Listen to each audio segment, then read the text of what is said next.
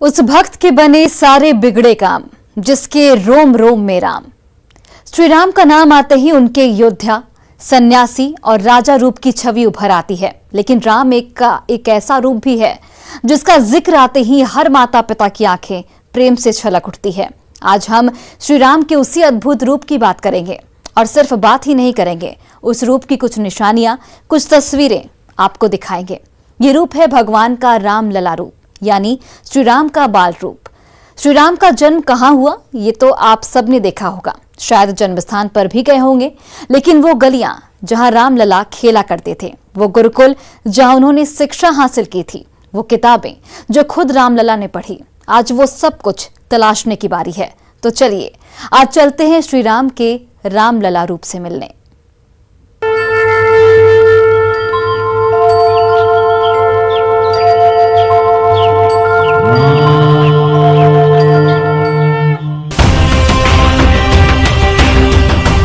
अयोध्या को हमने कई बार देखा, हर तरीके से परखा, हर गली की कहानी सुन चुके हैं। क्या आपने दशरथ महल का वो आंगन देखा है जहां श्री राम ने चलना सीखा?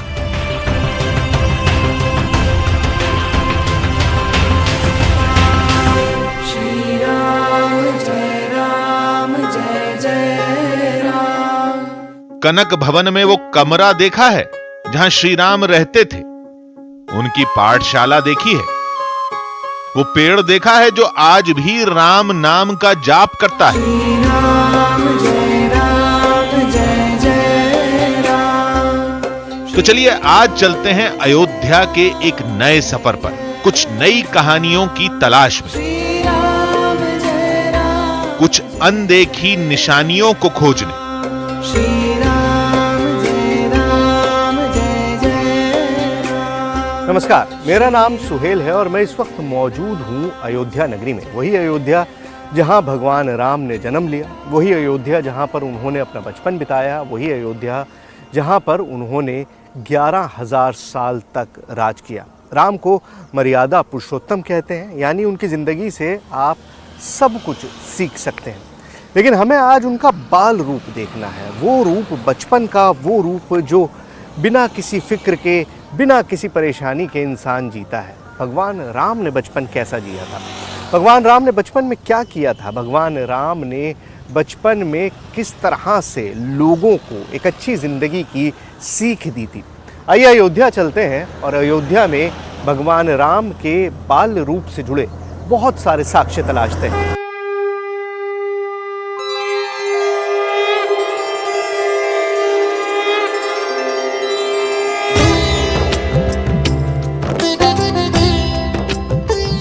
अयोध्या में जाते ही सरयू नदी का किनारा दिखता है।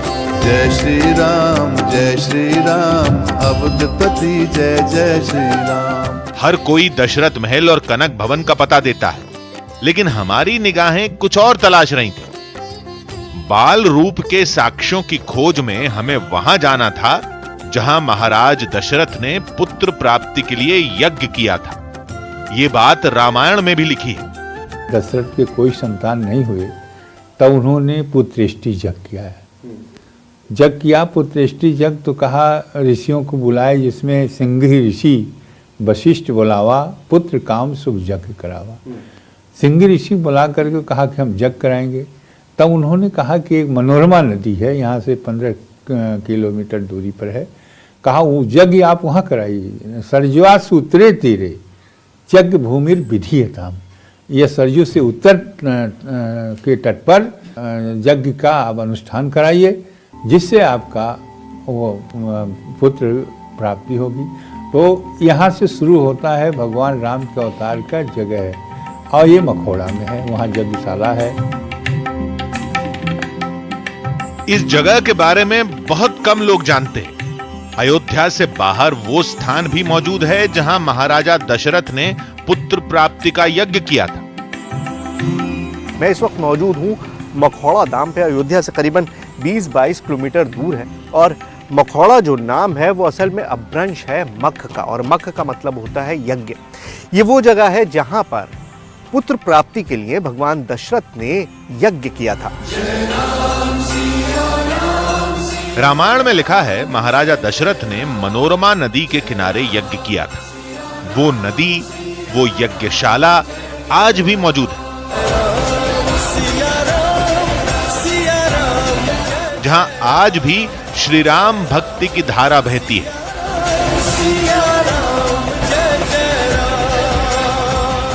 देखिए, भगवान राम के बचपन की हम बात कर रहे हैं, बाल रूप की बात कर रहे हैं, लेकिन मखौड़ा धाम में, मख स्थान पे, ये वो जगह नहीं है जिसका बचपन से ताल्लुक है, बचपन से पहले का ताल्लुक है, क्योंकि यहाँ पर यज्ञ किया था राजा दशरथ ने।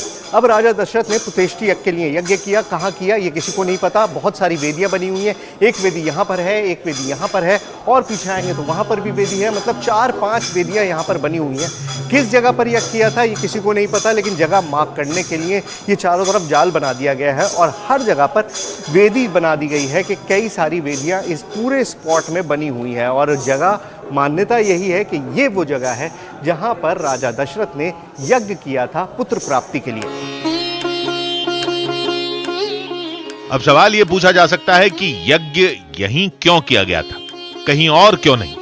बताया जाता है कि इसी मनोरमा नदी के किनारे श्रृंगी ऋषि का आश्रम था, जिनकी मदद से महाराजा दशरथ ने यज्ञ पूरा किया।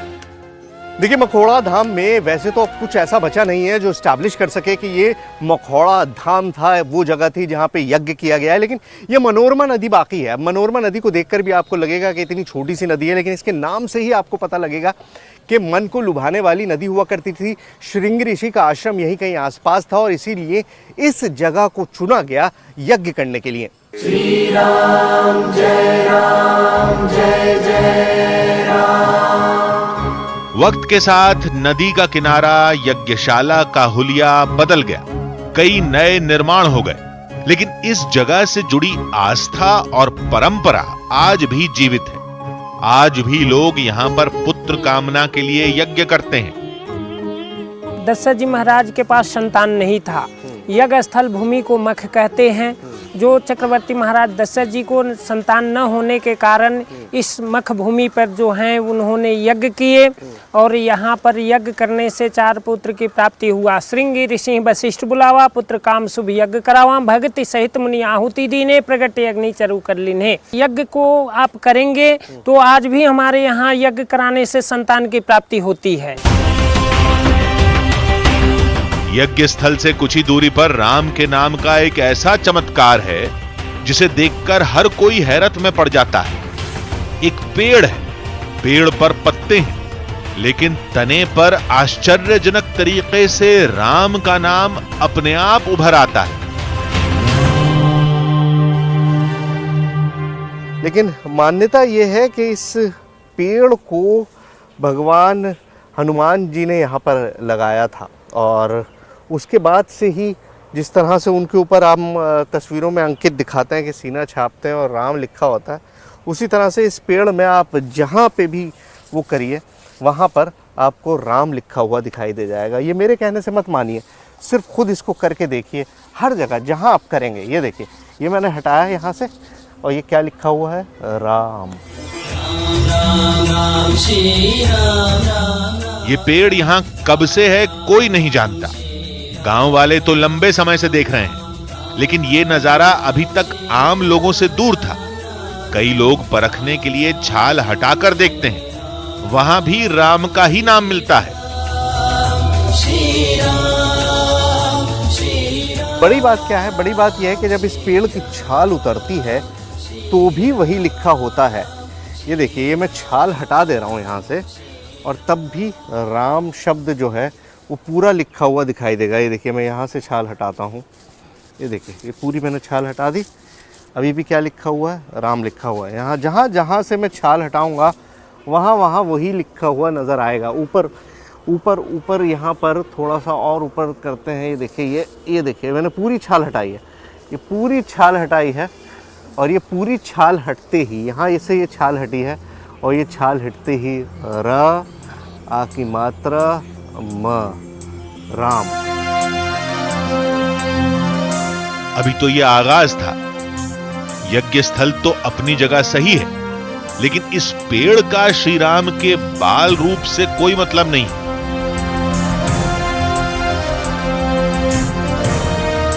अयोध्या में बाल रूप का सीधा नाता है उस जगह से जहां श्री राम का जन्म हुआ था,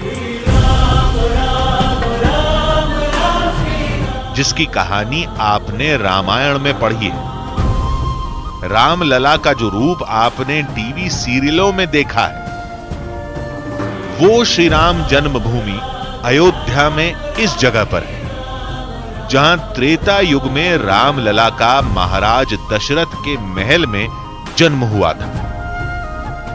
देखिए, अयोध्या की कोई भी कहानी इसी जगह से शुरू होती है।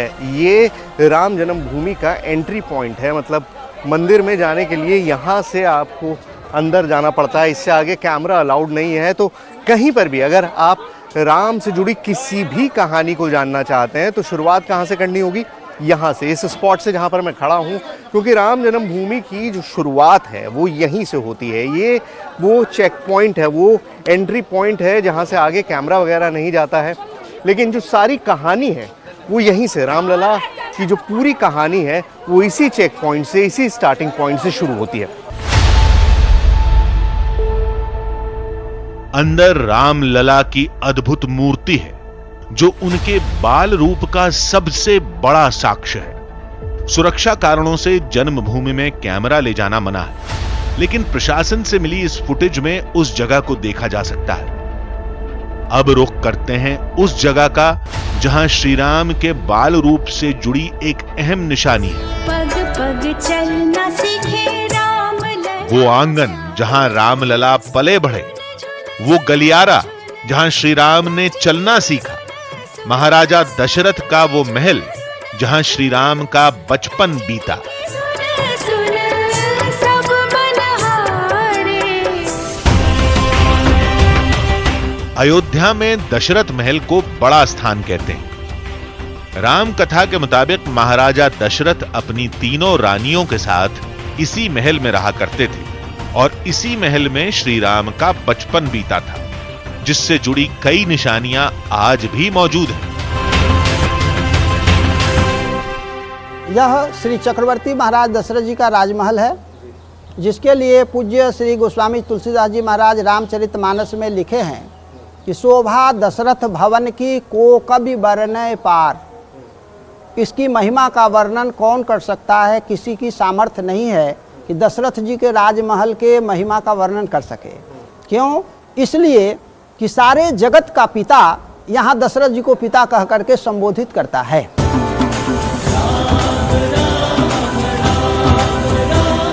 दशरथ राजमहल राम भक्तों के लिए आज एक तीर्थ स्थान है, एक मंदिर है जहां भगवान के बाल रूप के दर्शन होते हैं। मंदिर के गर्भगृह में कुछ इसी कहानी को बयां किया गया है। दशरथ महल के गर्भगृह के पास इस वक्त हम मौजूद हैं और यहाँ पर जो बाल लीला की बात होती है, भगवान राम के बाल रूप की बात होती है, अगर सबसे लंबा वक्त कहीं पर बीता है तो वो दशरथ महल ही है, क्योंकि पूरा बचपन यहीं पर दशरथ महल में बिताया। अब यहाँ पर चारों भाइयों की मूर्तियाँ मौजूद हैं और उसके अलावा भी काफ़ी सारी मूर्तियाँ हैं। लेकिन ये मैं आपको बताऊँ, ये मंदिर का स्वरूप कई बार बिगड़ा, कई बार बना है, कई बार इसको दोबारा से रीबिल्ड किया गया है, लेकिन ओरिजिनल स्पॉट आइडेंटिफाई किया एक टीले के ऊपर सा बना हुआ पुराना जो मंदिर था, वहीं पर बार बार चीज़ें बदल के नया मंदिर बनता रहा। ये अभी रिसेंट मंदिर है जो आपको दिखाई दे रहा है, जो सारी नक्काशी चारों तरफ आपको दिखाई दे रही है वो काफ़ी रीसेंट है। लेकिन जो मंदिर है वो त्रेता युग में भगवान राम से पहले से यहाँ पर दशरथ महल कभी मौजूद हुआ करता था।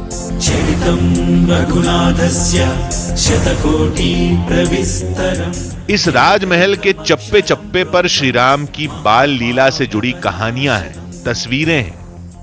लोग आज भी रामायण की चौपाइयों में और इस जगह में कई समानताएं पाते हैं। परमानंद पूरी मन राजा, कहा बोलाई बजाओ हु बाजा। जब भगवान आ गए तो परमानंद की प्राप्ति महाराज दशरथ जी को हुई। तो उस भूमि पर हम लोग बैठे हैं, जिस भूमि पर भगवान ने बाल लीला करके अपने भक्तों को सुख प्रदान किया। दशरथ महल कई बार टूटा और कई बार इसे नए सिरे से खड़ा किया गया। मौजूदा ढांचा करीब 400 साल पुराना है। भवन नया है, लेकिन जगह वही युगों पुरानी रामायण के समय की है। इस जगह को सदियों पहले दशरथ का टीला नाम से पुकारा जाता था।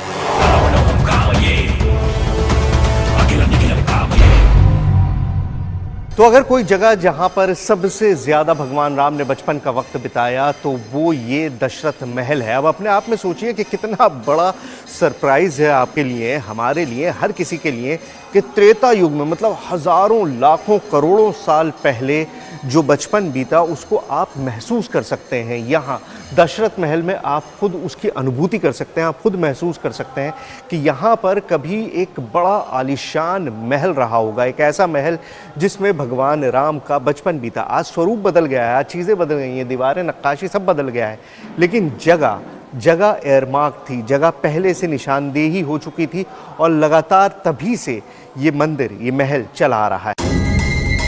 पौराणिक काल का दशरथ महल इसके मुकाबले काफी विशाल था। इसके अंदर कौशल्या, कैकेयी और सुमित्रा के महल हुआ करते थे। हमें बताया गया कि इस महल के पिछले हिस्से में एक भवन हुआ करता था जिसे रानी कौशल्या का महल कहते थे,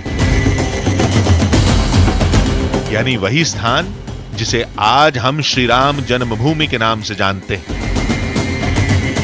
मुख्य रूप से रामकोट के अंतर्गत आता है। रामकोट के अंतर्गत दशरथ महल, कौशल्या जी का स्थान, कैकेयी जी का भवन, नल, नील, जामवंत, इन लोगों के रामकोट के चारों तरफ इन लोगों के अलग अलग महल बने हुए थे।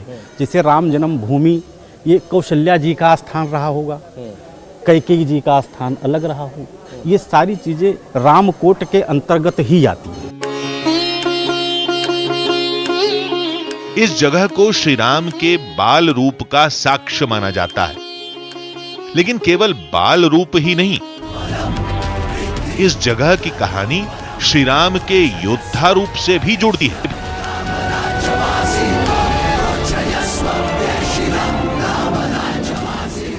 दशरथ महल में भगवान राम के बाल रूप का वर्णन तो आपने सुन लिया, लेकिन अगर एक तरह से ये कहें कि भगवान राम के योद्धा रूप की शुरुआत भी इसी जगह से होती है तो गलत नहीं होगा।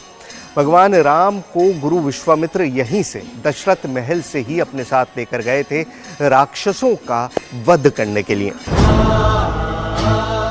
अयोध्या में श्री राम की बाल लीला से जुड़े साक्ष्यों की कमी नहीं है, लेकिन हमारी टीम को केवल उन जगहों की तलाश थी जिनका जिक्र वाल्मीकि रामायण में है, जिनकी पहचान रामचरितमानस की चौपाइयों में छिपी। हमने एक जगह खोजी तो कई जगहें मिली, और वो भी वैज्ञानिक प्रमाणों के साथ।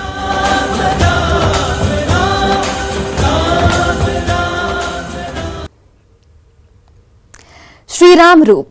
अयोध्या में हमारी टीम ने श्री राम के युगों पुराने गुरुकुल को भी खंगाल निकाला, जहां प्रभु श्री राम ने अपने भाइयों के साथ शिक्षा ग्रहण की थी। वो कुंड भी जहां श्री राम दोस्तों के साथ खेला करते थे। लेकिन सबसे अद्भुत था वो महल जहां भगवान राम ने अपना ज्यादातर वक्त बिताया था, जिसका नाम है कनक भवन। आप में बहुत से लोगों ने कनक भवन देखा भी होगा, लेकिन इस पौराणिक भवन से जुड़ी श्री राम जी की कहानियां आज हम आपको दिखाने जा रहे हैं। देखिए। राम सिया राम, सिया राम, जय जय राम।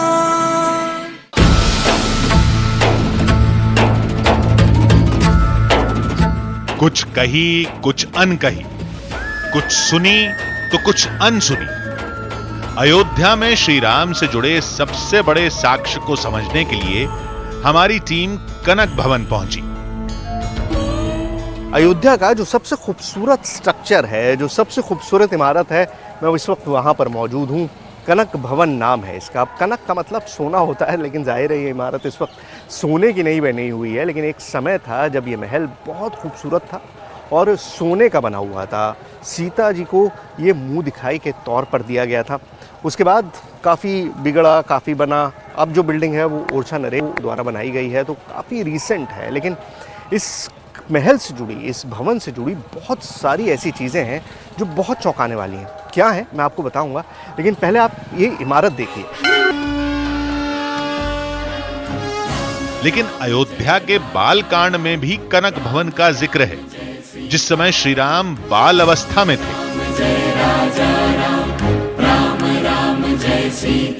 कनक भवन को हम सीता जी को मुंह दिखाई के तौर पर दिए गए तोहफे के तौर पर तो जानते हैं, लेकिन भगवान राम का कनक भवन से उससे बहुत पहले से रिश्ता था। अपने बचपन का बहुत लंबा वक्त भगवान राम ने इसी महल में गुजारा। कैकेयी माता के साथ उनको बहुत ज़्यादा प्यार था, बहुत ज़्यादा प्रेम था, और इसी वजह से दो जगहें हैं जहाँ पर भगवान राम का बचपन एक तरह से पूरी तरह बीता। आप दशरथ भवन की बात करें या फिर ये कनक भवन। कनक भवन में एक बहुत लंबा वक्त भगवान राम ने बचपन का बिताया है। हजारों साल बाद आज कनक भवन में श्री राम की बाल लीला से जुड़े साक्ष्य करीब करीब खत्म हो चुके हैं। अब तो यहाँ राजा रामचंद्र की कुछ निशानियां ही बची हैं। कनक भवन में जो सबसे खास चीज़ है उसकी तरफ बहुत कम लोगों का ध्यान जाता है। ये जो आप देख रहे हैं ये दो पैरों के निशान बने हुए हैं, और मान्यता ये है कि त्रेता युग से ये निशान यहीं पर मौजूद हैं, और कहा जाता है कि इनमें से एक जो बड़ा पैर का निशान है वो राम जी का है और जो छोटा है वो सीता जी का है।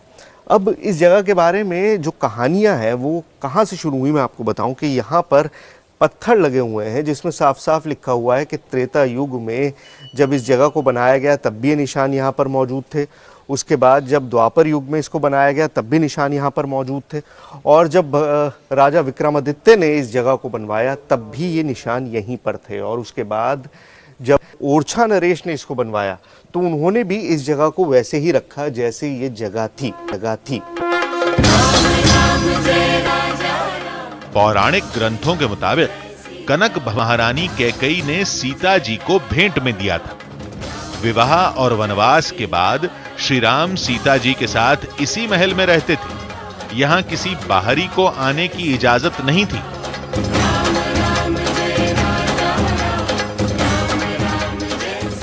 अयोध्या में अगर कोई सबसे आइकॉनिक जगह है तो वो कनक भवन है। हर कोई पहचानता है कि कनक भवन में जिस तरह से आप देखिए कि श्रृंगार करा दिया गया है मूर्ति का इस वक्त, और यहाँ पर भगवान राम और भगवान सीता ने अपना पूरा जो विवाहित जीवन था, पूरा मैरिड जीवन जो है वो यहाँ पर बिताया था। और यहाँ